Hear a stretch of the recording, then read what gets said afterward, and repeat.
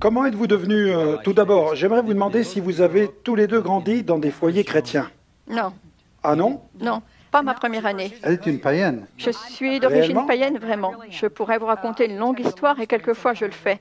Non, jusqu'à mes 8 ans, ma mère et mon père, je ne vivais pas du tout dans un environnement chrétien. Ma mère a été sauvée lorsque j'avais 6 ans et nous marchions 6 kilomètres tous les dimanches et elle nous emmenait à l'école du dimanche. Mon père lui donnait la permission de nous emmener à l'école du dimanche à condition que nous soyons de retour pour être à table à midi.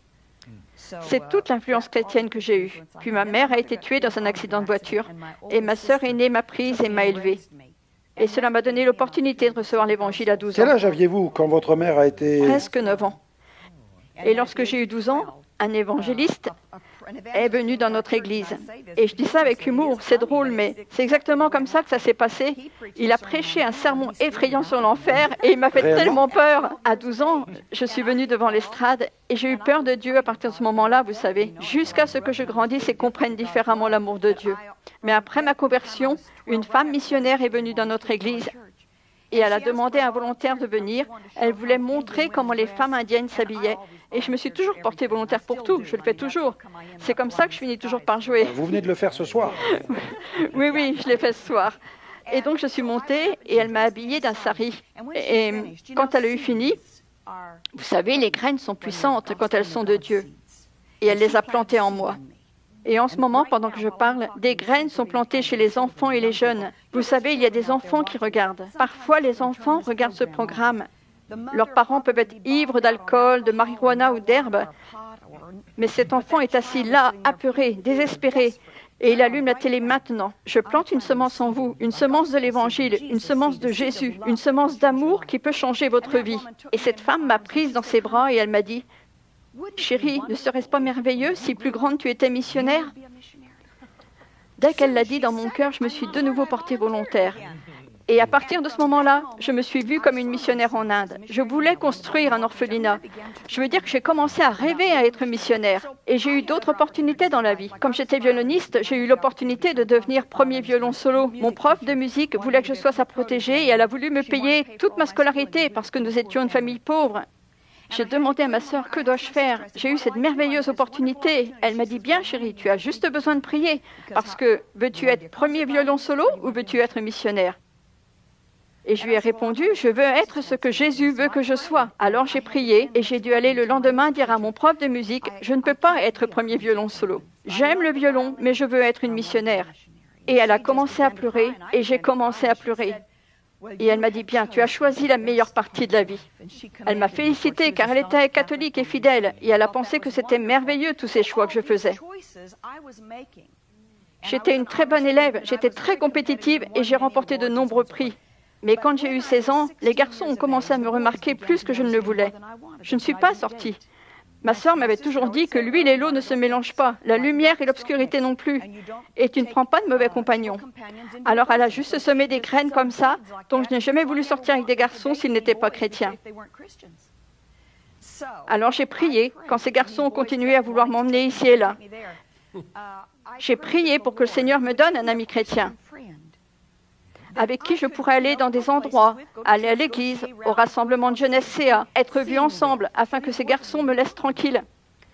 Et 2 semaines plus tard, une nuit, tous les garçons de la famille étaient partis voir un match de baseball sur un âne et j'ai voulu aller à ce match de baseball sur un âne. Sur un âne? Oui, vous jouez au baseball sur un âne et je voulais vraiment y aller.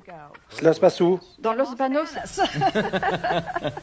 Et ma sœur ne voulait pas me laisser y aller, car les filles de bonne éducation ne doivent pas aller voir ces choses-là. Les garçons y sont allés et je suis restée dans ma maison. Mais juste après leur départ, ma meilleure amie est venue avec sa mère et une autre vieille dame de l'église. Et elle m'a dit, « Daisy, cela te ferait plaisir d'aller à une réunion de réveil? Paul et John, j'aurais été n'importe où pour sortir de cette maison. Heureusement, c'était une réunion de réveil. » J'ai dit, « Oui, laissez-moi 1 minute pour me préparer. » Le prédicateur était... Le prédicateur avec lequel T.L. a voyagé, T.L. Osborne, était le musicien et le ministère associé de ce pasteur. Il avait 17 ans.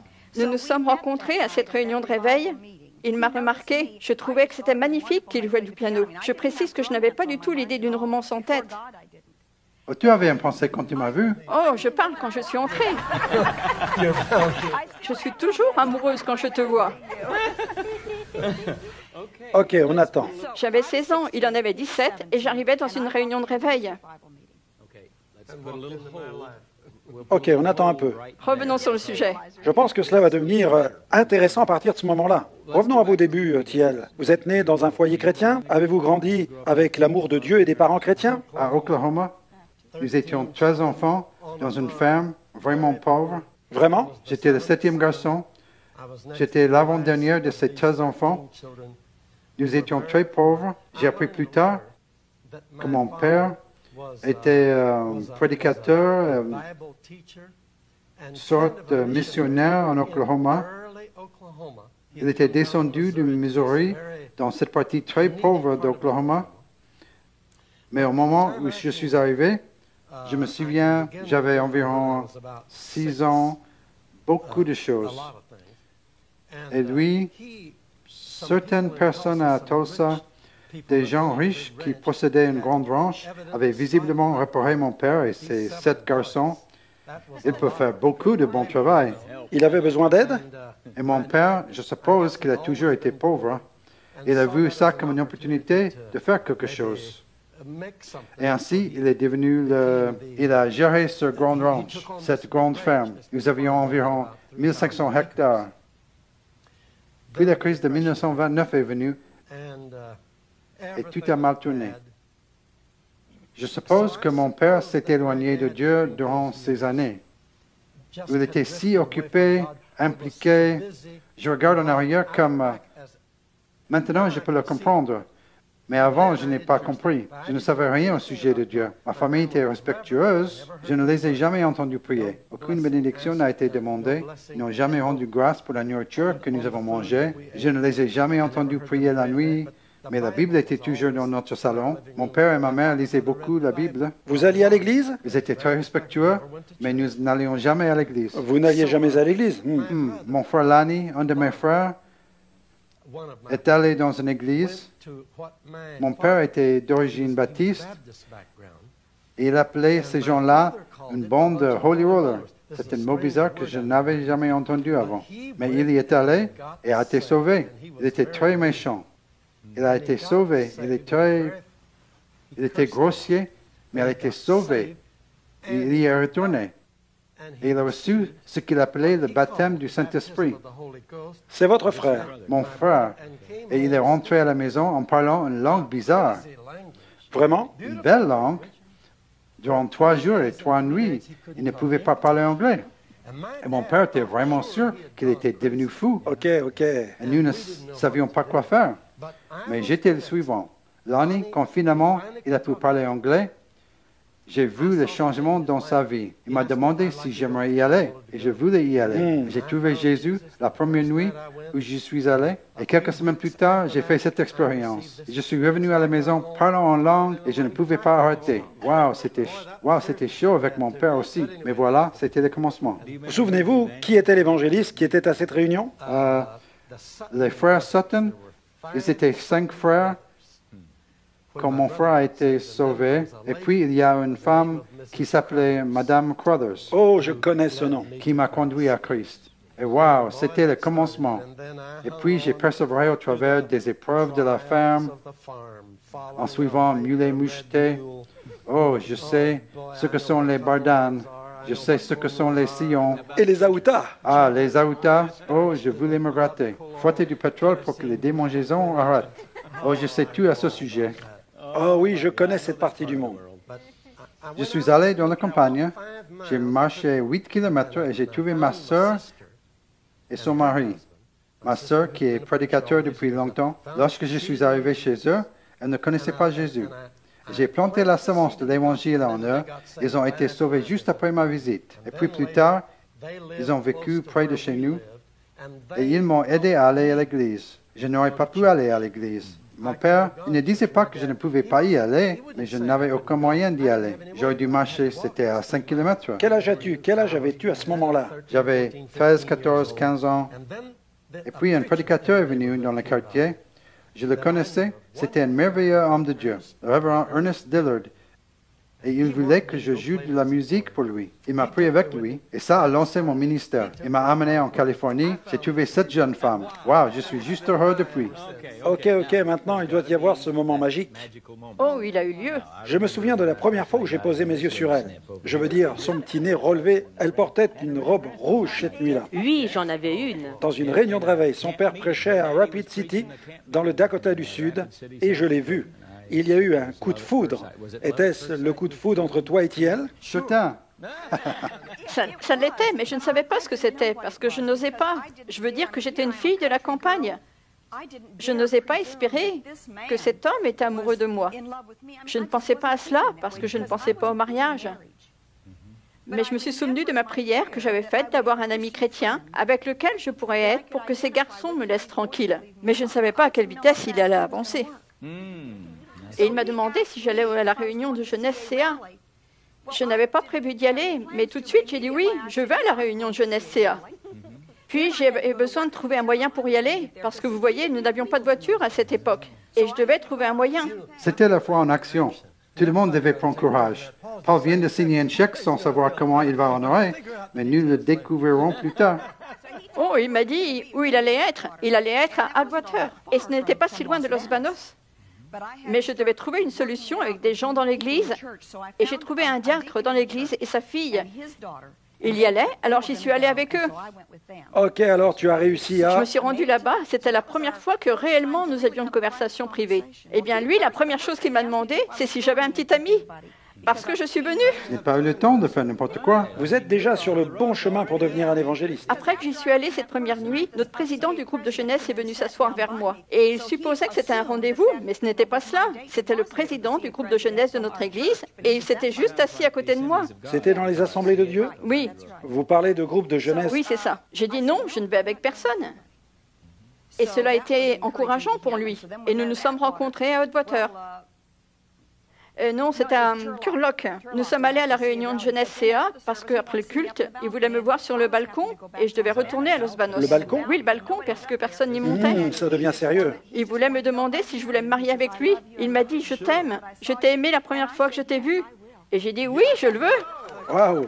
Ça veut dire que... Oui, vous devez faire les choses rapidement quand vous êtes sur la bonne route. Je pense que j'étais rapide, Jan et moi. Nous nous sommes mariés un an après nous être rencontrés. Oui, nous avons été seuls tous les deux fois avant de nous marier. 3 fois. À 2 reprises seulement. Et puis, nous nous sommes écrits pendant 8 mois. Et dans ces lettres, nous avons parlé de tous les sujets que vous devez parler avant de conclure un contrat de mariage. Vous l'avez courtisé par lettre? Courtisé par lettres à fond. 24 pages de lettres chaque jour. Sans oublier tous mes devoirs. J'étais étudiante au lycée. Vous avez gardé toutes ces vieilles lettres? Vous savez, j'ai commencé à les relire un jour et j'ai décidé que ce n'est pas quelque chose que je voulais transmettre à mes enfants. Je les ai encore. Mon petit enfant a ouvert un placard un jour et je me suis dit que je devais m'en débarrasser. C'est vrai, quand les petits-enfants sont arrivés... Jan est sur le point de prendre la même décision. Quand cela s'est passé, nous étions déjà grands-parents. Mais je suis rentrée chez moi et je suis allée dans ma maison. Et j'étais tellement heureuse. J'avais des sentiments que je n'avais jamais eus. Je veux dire que mon monde a été changé. Vous voyez, avant ça, la réussite scolaire et financière était une grande motivation pour moi à l'école. Car ma mère était morte, mon père était un alcoolique, 3 de mes frères se sont suicidés. Ma vie, c'était l'école. Apprendre. J'étais pauvre. J'ai pris une décision, je vais grandir, je vais avoir du succès, je vais apprendre un métier. Et quand j'étais en 4e, mon prof m'a dit « Tu ne peux pas changer les conditions de ta naissance, mais tu peux changer les conditions de ta vie future. » Pour moi, c'était une bonne semence. Vous pouvez être pauvre comme Job quand vous naissez, mais si vous apprenez un métier, vous aurez toujours un marché pour vos compétences. Il y aura toujours quelqu'un pour vous embaucher si vous réussissez dans vos études. C'était une autre bonne semence pour moi quand j'ai eu 13 ans. J'ai décidé que les finances étaient le meilleur métier pour moi, car je pouvais apprendre comment gagner de l'argent, comment le gérer et ne jamais être de nouveau pauvre. J'ai pris cette décision. C'était ce que j'avais appris. Et quand je l'ai rencontré, j'avais déjà un poste en vue. Je devais être la comptable du magasin Penny, le plus gros magasin en ville. Waouh! J'avais déjà trouvé un appartement. Et dès que j'aurais mon diplôme, j'allais déménager dans cet appartement. Et je pensais que j'étais sur mon chemin. Dieu devait me rattraper. Mon but était d'être une missionnaire. L'argent, j'avais besoin d'argent pour être missionnaire. Alors nous avons agi rapidement. Et je pourrais dire que c'était juste symbolique pour nos vies. C'était une opportunité. Je suis allée à la maison cette nuit. Et je dois te dire, pour la jeunesse qui regarde, C'est bon. c'est excitant. Aussi, je suis allée à la maison, je suis entrée, et bien sûr, chacun était dans son lit. Je suis allée dans la chambre de ma sœur, j'ai dit « Ruby, Ruby, Ruby, je suis amoureuse, je vais me marier dès que j'ai mon diplôme. » Elle s'est réveillée et m'a dit « Quoi ?» J'ai dit « Je suis amoureuse. » Elle m'a dit « Mais comment sais-tu que tu es amoureuse ?» Je lui ai répondu « Tu m'as toujours dit que si je me posais la question, je n'étais pas amoureuse. Ah, ah. Et je n'ai pas besoin de demander, je sais que je suis amoureuse. » Elle a pensé que c'était plutôt bien et elle m'a dit que l'on en parlerait le lendemain matin. Mais je suis allée au lit et je me suis dit que ma vie avait changé. Rencontrer ce garçon après avoir rencontré Jésus, rien d'aussi grand ne m'était jamais arrivé. Vous vous souvenez de certains de ses premiers messages? Qu'il avait prêché? Il n'était pas vraiment bon. Bien, il faisait des messages pleins de feu. Vraiment? Oui, le feu de l'enfer et souffre et... Je vois. Oui, c'est différent maintenant, il prêche sur l'amour. Il sait toujours qu'il y a un enfer. Il parle toujours aux gens au sujet de l'enfer. Mais il prêche l'amour. Nous avons correspondu pendant 8 mois et puis nous nous sommes mariés. C'était un grand mariage? Non, c'est un mariage très simple. Je pense que ma robe de mariage a coûté 3 $, mes chaussures probablement 1,50 $, un mariage à l'église, mais très simple. Nous étions pauvres et il n'était pas nécessaire de dépenser beaucoup d'argent. Qui vous a marié? Le pasteur de l'Assemblée de Dieu, Charles Roberts, dans mon église. Nous nous sommes mariés dans mon église de Los Banos, Los Banos, ici même. à l'église plein évangile de Los Banos. Qui était le... Roberts, pasteur Roberts. Roberts, C.J. Roberts. Maintenant, vous êtes prêt maintenant à reprendre la route? Nous nous sommes mariés un dimanche de Pâques le 5 avril 1942 et nous sommes partis le lendemain. La femme d'un Le évangéliste. 6 avril 1942 pour l'Oklahoma et j'étais à peine sortie du comté de Merced. Le seul endroit où je suis allée le plus loin était sur la côte pour les vacances, pour aller à la plage 2 fois 2 semaines par an. C'était le plus loin de mes voyages. Et le prochain jour, nous prenions la route et nous avons passé la nuit prochaine, la seconde nuit du mariage, à Los Angeles. Et je pensais que c'était une ville effrayante. Los Angeles, c'est une grosse ville. Elle l'est encore. Eh bien, c'est plutôt calme. Et nous n'avions pas d'argent pour voyager avec des moyens normaux. Mais à cette époque, ils avaient un système où si une voiture allait vers l'est, ils prenaient 2 passagers, ils prenaient autant de passagers qu'ils le pouvaient pour presque rien, juste pour payer l'essence. Et c'est ainsi que nous sommes revenus à Oklahoma. 16 $, je me souviens. 16 $ pour tous les deux, Pour traverser le pays. jusqu'à l'Oklahoma. 8 $ par personne. Et nous sommes arrivés. Juste pour rouler. Il fallait manger. Il avait loué une maison mitoyenne, donc il était tout prêt pour se marier. Et nous sommes arrivés avec combien de centimes? 52 centimes. 52 centimes dans la poche. Mais nous faisions crédit à l'épicerie du coin. Il avait un travail dans une filature de coton qui n'a pas duré longtemps. Dans quelle ville? C'était où? Sand Springs, Oklahoma, était juste à Sand côté de Springs. Tulsa. Donc Tulsa, et c'était ma première fois à Oklahoma. Et vous savez, j'ai aimé ma belle famille. J'ai juste... c'était le coup de foudre aussi avec sa famille. J'étais avec le frère Dillard jusqu'à ce que nous nous marions. Mais ensuite, je devais avoir un peu d'argent. Le seul travail que je pouvais trouver était... je n'ai jamais eu d'argent dans le ministère. Pas un centime. Rien. Le frère Dillard ne m'a jamais donné aucun argent. Je n'attendais pas d'argent. Vous aviez pour vos besoins, je suppose. C'était une opportunité. J'avais l'opportunité d'aller, de jouer. Et il m'a forcé à prêcher tous les vendredis soirs. Et ça m'a fait peur. Ça m'a fait très peur. Mais je suis arrivé. J'ai fini par aimer cela. Il a commencé à dire qu'il avait la peur au ventre. Oui, mais ce n'est pas merveilleux. Il m'a donné cette opportunité. Je n'aurais jamais prêché l'évangile sans lui. Le frère Dillard m'a donné cette opportunité. TL, vous allez prêcher ou vous partez. Tu te lèves et tu fais ça. J'ai prié. Oh, j'avais des callosités aux genoux lorsque nous nous sommes mariés. J'ai prié. Oh là là, j'ai prié. Des heures par jour. Le frère Dillard m'a appris que c'était nécessaire. Nous avons jeûné 3 jours et 3 nuits sans une goutte d'eau. Rien. C'est un miracle que je ne sois pas mort. Nous l'avons fait souvent. 3 jours et 3 nuits, vous savez, il suffit de plusieurs jours sans eau pour mourir. Je sais, bien que vous avez senti que le Seigneur vous appelait à travailler à l'étranger. Quand cela est-il arrivé? Nous nous sommes mariés en 1942. Nous sommes allés en Inde comme missionnaires en 1945. Il était au travail depuis peu de temps et puis il l'a quitté. Et nous sommes revenus en Californie comme évangélistes. Et nous avons été pasteurs d'une église à Portland, en Oregon. Nous sommes allés en Oregon et avons trouvé une grande assemblée qui était pratiquement abandonnée. Je pense qu'il y avait 19 personnes et nous avons senti l'appel d'être pasteurs. Nous avions 19 et 20 ans. Et alors, il a relevé cette église et 1 an plus tard, une missionnaire est venue dans notre église un dimanche matin. Et elle nous a communiqué les besoins de l'Inde. Nous avons pris une décision, nous avons démissionné et nous avons commencé à collecter de l'argent. Puis nous sommes partis en Inde. Merci Seigneur. Dieu a fait de merveilleuses choses en nous en Californie. De haut en bas de la Californie, nous avons prêché dans les églises de Dieu pentecôtistes. Ils avaient un président du nom de M.F. Corrin. Il est devenu un missionnaire quand il était jeune. Il nous a raconté ses expériences en Inde. Il nous a convaincus de donner. Il nous a appris à donner. Mais à 13 ans, j'avais compris que j'irais en Inde. Il nous a appris à aimer les gens d'outre-mer. Et je remercie encore Dieu pour l'influence de cet homme. C'était en 45, vous avez dit. 45. La guerre venait juste de se terminer. Juste de finir. Exact. Et vous, Notre bateau a traversé les Hominés. réellement, Hmm. vous avez passé plusieurs années en Inde, mais Non, dis-moi. 10 mois? Quand Dieu veut qu'une chose se passe rapidement, il nous appelle. Il va prendre le relais ici. Ok, comment se sont passés ces premiers jours en Inde? Nous sommes allés en Inde pour aider ces pauvres gens. Nous avons entendu combien ils étaient pauvres. Et nous avons pensé, s'ils ne connaissent pas Jésus, les gens ici en Amérique, ils ont la chance de le connaître. Pourquoi ne pas les aider? Ils sont plus nombreux, ils en ont besoin, alors nous y sommes allés. À ce moment-là, nous avions notre petit garçon de 10 mois, et donc nous avons vendu tout ce que nous avions. Et quand nous sommes arrivés là-bas, les gens étaient si gentils avec nous. Vous savez, l'Inde est le plus beau des pays. Il y a les plus belles personnes. Ce que je n'ai pas compris, ce sont ces musulmans qui étaient si gentils avec nous. Ils ont dû nous voir comme un jeune couple qui venait d'Amérique avec un petit garçon. Ils ont dû penser que nous étions un beau couple. En y réfléchissant, je suis sûr qu'ils pensaient cela. Ils étaient si gentils avec nous. Ils ont essayé de nous aider. Ils savaient que nous étions des blancs-becs. Nous n'étions pas préparés. Nous n'aurions pas dû être en Oh, Inde. ne dis pas ça. Bien, vous savez. Mais de toute façon, j'étais tellement perplexe. Dans le petit marché où nous allions acheter notre riz, du pain, des légumes, ils me saluaient. Bonjour, frère Osborne. Frère Osborne. Je pensais qu'il était païen.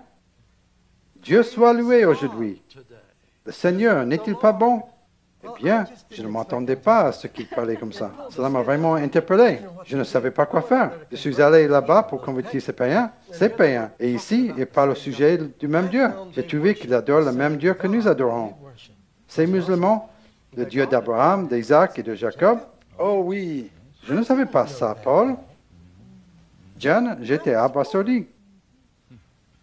J'ai réfléchi à ce que je devais leur dire. Et je me suis dit, nous devons simplement leur parler de Jésus. Alors, je leur parlais de Jésus. Oui, ils pensaient que Jésus était un homme formidable. J'ai pensé, qu'est-ce que je fais maintenant? Ils ont dit, oh, ils ont parlé du Coran, ils ont parlé au sujet des enseignements de Mohammed, et comment les enseignements de Jésus étaient magnifiques. J'ai pensé, OK, je vais leur parler de quoi maintenant? Je leur ai parlé au sujet de ces miracles. Et ils savaient qu'il était un guérisseur. Je ne pensais pas qu'ils croyaient que Jésus guérissait. Ils croyaient en ces miracles. Me voici en train de convertir ces païens. Je cherchais, que dois-je faire pour les amener à se convertir? Puis j'ai commencé à comprendre et j'ai pensé, OK, si tu confesses de ta bouche Jésus est Seigneur et que tu crois dans ton cœur que Dieu l'a ressuscité des morts, alors tu seras sauvé. OK, je savais maintenant quoi ils avaient besoin de croire. Alors je leur ai dit, oui, c'est merveilleux. Il est né d'une vierge. Non, non, non. Conçu par le Saint-Esprit. Non, non, non. Mort pour nos péchés. Non, non, non. Son sang était divin. Non, non, non. Dieu l'a ressuscité des morts le 3e jour. Non, non, non. Donc, j'ai fait le point. Et j'ai compris ce que je devais apporter. Paul, ce qui a changé notre vie. J'aimerais dire à tout le monde qui écoute 2 choses. Daisy et moi sommes venus de nulle part. Dieu nous a choisis et nous a utilisés. Et Dieu te choisit ou tu ne serais pas là pour écouter ce programme. Peu importe d'où vous venez, si vous êtes jeune ou pas, vous vous sentez peut-être déphasé, ou vous avez peut-être des problèmes, des questions, ou vous ne savez pas où aller, ou vous n'êtes pas prêt à partir, vous avez été détourné par une tentation ou une autre. Dieu a appelé Théel et Daisy à venir sur ce plateau ce soir pour vous dire, Jésus vous parle ce soir et veut vous utiliser. L'autre chose que je veux vous dire, cette chanson qu'il vient de chanter, parce qu'il vit, nous pouvons le vivre. Je veux vous dire ce que Daisy et moi avions besoin de découvrir. Comment prouver à ces gens que Jésus est vivant? À quoi ça sert d'avoir un Christ mort? À quoi sert d'avoir le Christ de la Bible C'est magnifique. Wow! Vous savez que nous prêchons aux gens comme ça tout le temps. Mais connaître Christ, à quoi ça sert? Je ne pense pas que vous soyez intéressé par le fait que Jésus ait guéri une femme avec un problème de sang il y a 2000 ans. Si vous avez un problème de sang maintenant, vous voulez que votre problème s'arrête. Si vous êtes aveugle, cela ne vous aide pas de savoir que Bartimée s'est assis au bord de la route et a été guéri il y a 2000 ans. Jésus va-t-il guérir tes yeux aveugles maintenant? C'était le problème, Paul, que Daisy et moi avons rencontré en Inde. Est-ce que ce Jésus est vivant? Alors nous avons dit oui, ils ont dit non. OK? Dans quelle direction devons-nous aller? Ils nous ont demandé de le prouver. Et ils étaient des gens honnêtes. Vous savez, les musulmans sont beaux. Oui, oui. Vous les connaissez. J'ai grandi en Égypte, oui. Vous les connaissez. Ce beau peuple aime Dieu. Ils nous ont dit, prouvez-nous que c'est vrai et nous croirons. Les meilleurs mots jamais prononcés pour nous. Daisy, tu te souviens ce que nous avons fait quand ils nous ont dit cela? Nous avons ouvert nos Bibles. Bien sûr. Nous allons vous montrer, je leur ai montré les Écritures. Et nous sommes lancés. Et vous savez ce qu'il a fait, Paul? Ils ont ouvert leurs livres. Ils sont venus avec le Coran. Ils l'ont posé là. Ils ont cherché des similitudes. Nous avions tous les deux des livres noirs. J'ai dit, qu'est-ce que c'est? Ils m'ont dit, le Saint-Coran, la parole de Dieu, donné par la bouche de son prophète, le saint prophète Mohammed. Je leur ai demandé qui était Mohammed. Jésus, je sais, mais qui est Mohammed? Oui, le Coran. Je l'ai regardé. Wow, vous avez un livre. Vous avez dit la parole de Dieu? Jamais. J'étais chaud. J'étais prêt à me battre. Non, la Bible est la parole de Dieu. J'ai grandi avec les conservateurs. Je pensais que le monde entier avait suffisamment de sens pour savoir que la Bible était la parole de Dieu. Oh là là! Alors, je l'ai posé là. Ils avaient les deux une impression dorée dessus. La parole de Dieu. Eh bien, Paul, c'est là que nous n'avons pas pu le prouver. Nous n'avons pas pu le prouver. Nous l'avons lu, mais ils ont dit, non, le vôtre dit cela, mais le nôtre dit cela. Quel livre était la vérité? Je n'ai pas pu le prouver. Et là, Daisy et moi avons pris la décision. Nous avons dit, partons. Nous embarrassons Dieu, nous embarrassons la foi chrétienne, nous nous embarrassons. Nous ne faisons aucun bien à Dieu. Nous ne faisons aucun bien à ces gens. Retournons en Amérique, là où ils croient déjà dans la Bible. Nous sommes partis de là. N'est-il pas étonnant de voir comment Dieu peut parfois vous amener, bang, bang, bang, pour vous amener à comprendre avec toute votre ignorance?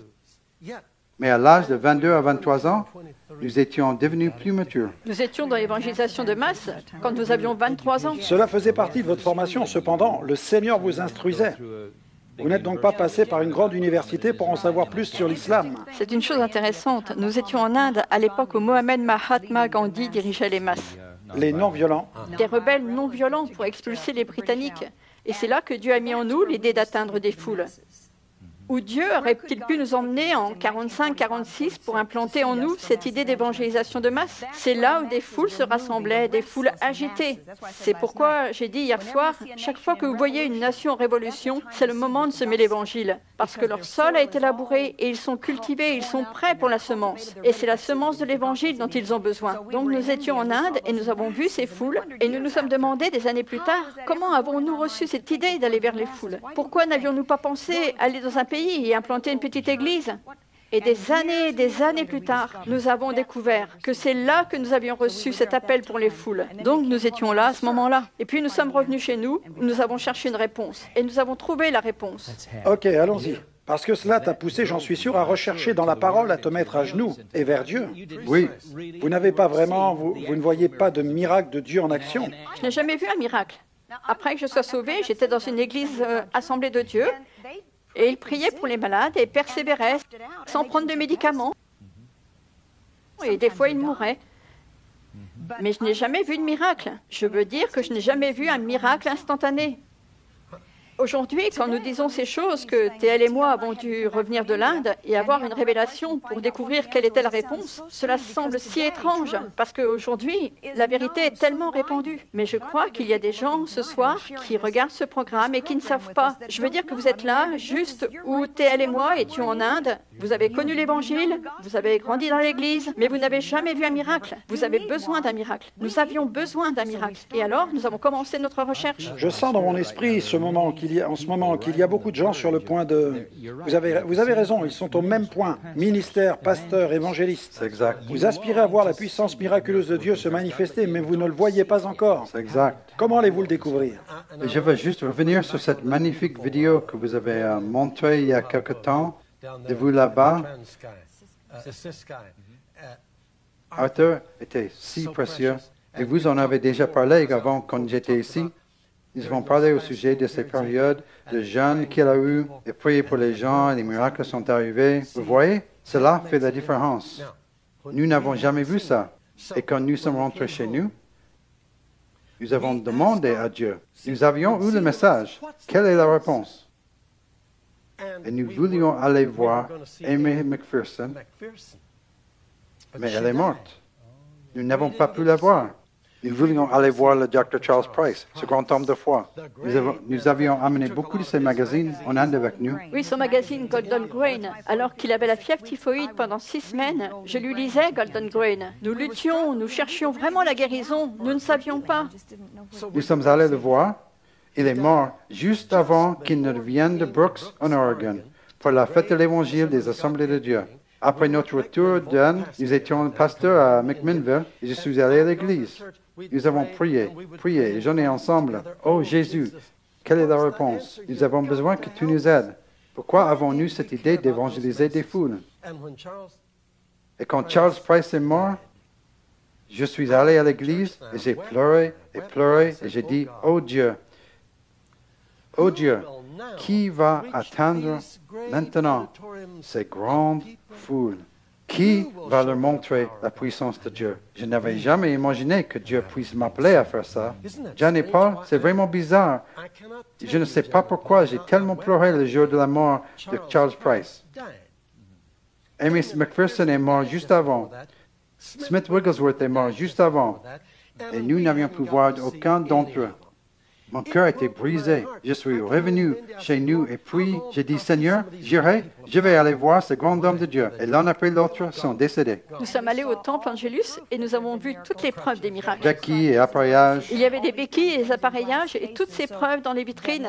Tout était là en évidence, mais nous ne l'avons pas vu et ni vu comment. Et je suis allé et j'ai pleuré. J'ai pensé, Seigneur, qui attirera les foules?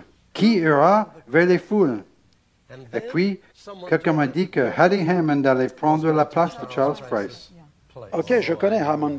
Elle est une femme de Dieu précieuse, qui prêche toujours. Je l'ai entendue là, d'où il y a d'un. Vous voyez, les femmes, elles ont un grand effet sur lui. Oui, je sais. Une femme l'a conduit au Christ. Maintenant, c'est Hattie Hammond. Il faut faire attention à toutes ces femmes. Et toi, ma chérie? Mais de toute façon, elle était là. Sur quoi a-t-elle prêché? Si vous voyez Jésus, vous ne serez plus jamais le même. Oh, wow. Paul, je ne peux pas vous dire ce que cela signifiait pour moi. Jean chapitre 1. Viens et vois. J'ai pleuré. Nous avons pleuré tous les deux. Quand nous sommes sortis de là, nous nous sommes assis un long moment dans la voiture. Nous avons dit, c'est ce dont nous avons besoin. En rentrant à la maison en voiture, j'ai essuyé mes larmes pour voir la route et j'ai conduit jusqu'à chez moi à McMinnville. Ce que nous avons besoin, c'était de voir Jésus. Et le lendemain matin, vers 6 heures, Jésus marchait dans notre chambre. Et je l'ai regardé. Oh, merci Seigneur pour cet instant. Je sens qu'il marche dans votre vie ce soir. Que vous le voyez, ou que vous rêviez, ou que vous ayez une vision, ou que vous ressentiez encore sa présence, nous ne parlerions pas comme ça si ce n'était pas pour vous. Pourquoi ce programme? C'est pour vous, individuellement. Pourquoi écoutez-vous? Vous êtes marqué par un destin ce soir. C'est lui de rencontrer Jésus-Christ d'une nouvelle manière. Il a marché dans ma vie. Je suis allongé là comme un mort. Je ne peux pas bouger un doigt ou un orteil. De l'eau coulait de mes yeux, mais je n'ai pas pleuré. Je n'étais pas conscient de pleurer. J'ai vu le Maître. Après un long moment, j'étais capable de sortir de mon lit et de m'allonger sur le sol. J'ai rampé sur mon ventre. La présence de Dieu était si impressionnante, jusqu'à cette petite pièce que j'utilisais comme bureau. J'étais couché sur ma face jusqu'au début de l'après-midi. Quand je me suis relevé, quelque chose avait changé en moi. Jésus-Christ n'était plus une religion morte. J'étais revenu d'Inde. Nous étions revenus. Religion. Tout était religion. Religion. Religion. Maintenant, j'avais plus qu'une religion. Je sais qu'il parlait au sujet de Mohammed. Il savait qu'il était mort. Je savais que le Jésus dont je parlais n'était pas mort. Il est vivant. Allez au tombeau. Il n'est pas là. Il est vivant. Il est en moi. Il vient en vous. C'est ce que je savais. Quand cela s'est passé, j'ai vu Jésus. Juste après cela, William Branham est venu à Portland, mon cher monsieur, qui a un ministère si précieux et si grand. J'avais entendu parler de lui. Nous y sommes allés. Nous avons vu Jésus dans un homme. Quand nous avons vu les miracles, 10 000 voix tournaient dans ma tête. Tu peux le faire, tu peux le faire. Oh, je pensais à l'Inde. Oh, vous savez, j'étais si impressionné. Continuez. Les gens ont besoin de Jésus vivant. Ils disent, vous pouvez faire cela, vous pouvez faire cela. Je savais que je peux le faire. Nous sommes revenus à la maison. Attendez une minute. Qu'est-ce que vous avez vu dans ces réunions? J'ai entendu très souvent parler sur William Branham, mais je ne l'avais jamais vu ou eu l'occasion de le rencontrer. La première personne guérie était ce que vous appelez un bossu. La première personne Courbe extrême de la colonne vertébrale. penchée en avant avec une grosse bosse dans le dos. Et ce gentil monsieur Branham ne devait pas peser plus de 51 kilos. Il avait reçu une éducation jusqu'à l'école primaire, une voix si calme. Je veux dire que nous avions eu des réunions tumultueuses où tu devais parler fort pour que les gens t'entendent prêcher. Ce gentil monsieur a prêché et il ne l'a pas touché. Il a juste parlé et commandé à l'esprit de partir. Et puis, il a juste touché son dos, et cet homme s'est redressé. Sa bosse avait disparu. Oh, et puis, nous avons vu un sourd et muet. Et M. Branham a juste chuchoté très doucement. Et à cette époque, il y avait des montres à gousset qui faisaient tic-tac. Et il l'a mis sur son oreille, et cet enfant pouvait l'entendre. Il pouvait parler et répéter chaque chose qu'il entendait. Les aveugles, et nous avons vu chaque personne guérie. Des gens sortir de leur fauteuil roulant, de leur lit. Des personnes guéries de la tuberculose. Mais la chose qui a fait tilt en moi, c'est qu'il a chassé l'esprit d'infirmité. Il a appelé son message « D'où vient la maladie ?» Eh bien, nous savions cela, ça vient des microbes. Tout le monde a une maladie, mais il a prêché que c'était l'œuvre du diable. Il a commencé dans le jardin d'Éden et il est allé jusqu'au sacrifice de Christ. Il nous a montré notre rédemption et notre autorité. Quand nous acceptons Jésus, il nous donne son nom, il nous donne sa nature. Il dit, vous pouvez utiliser mon nom, je vous donne la puissance sur les démons pour les chasser, pour guérir les malades. Et Branham a simplement dit, toi, esprit de surdité, laisse l'enfant. Toi, esprit qui a traversé ses yeux, sors. Et ses yeux sont redevenus droits. Et ses voix m'ont dit, tu peux le faire, tu peux faire cela. C'est de cette manière que Jésus a fait. C'est de cette manière que Pierre a fait. Et de cette manière que Paul a fait. Ça prouve ce que dit la Bible. Tu peux le faire. Wow! Gloire! Quand nous sommes revenus à la maison, J'ai tout excité. Gloire à Dieu. quand nous sommes revenus à la maison, nous nous sommes dit, faisons un pacte. Tu te souviens ce que c'est? Ouvrons les évangiles et lisons-les comme si nous ne les avions jamais lus auparavant dans notre vie. Lisons-les tout à nouveau. Tout ce qu'il a dit de faire, faisons-le. Oh, wow! Quoi qu'il ait dit qu'il ferait, attendons-nous à ce qu'il le fasse. Et c'est ce que nous avions besoin d'apprendre. C'est très simple, n'est-ce pas? Nous avons vu Jésus dans une vision, nous avons vu Jésus dans un homme, nous avons trouvé Jésus dans sa parole, nous sommes sortis et nous l'avons fait. À la radio, nous avons appelé les gens, ils sont venus, nous avons prié et chassé les démons.